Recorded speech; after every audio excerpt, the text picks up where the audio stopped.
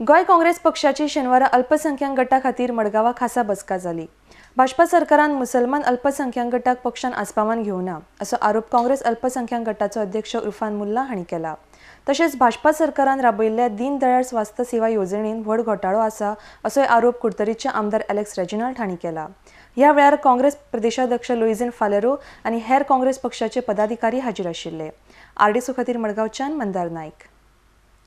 अगर दिया गया है तो ये भारतीय जनता पार्टी में जो मुसलमान काम कर रहे हैं, माइनॉरिटी के नाम पर लीडर्स काम कर रहे हैं, मैं उन्हें ओपन चैलेंज करता हूं डिबेट के लिए।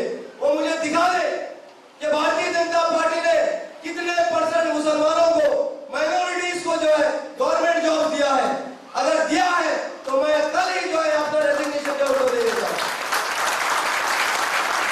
मेडिकल स्कीमीचे तितून एक बरो व्हडलो घोटाळो आहा आणि तो घोटाळो म्हटल्यार एक दोन उतरां सांगता। मेडिकल स्कीमीक गोंयचो गव्हर्नमेंट फारीक करता।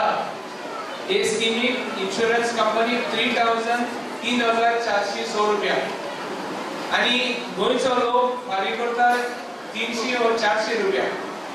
हे सगळे पैसे जातात 150 crores म्हणजे 150 करोड जातात।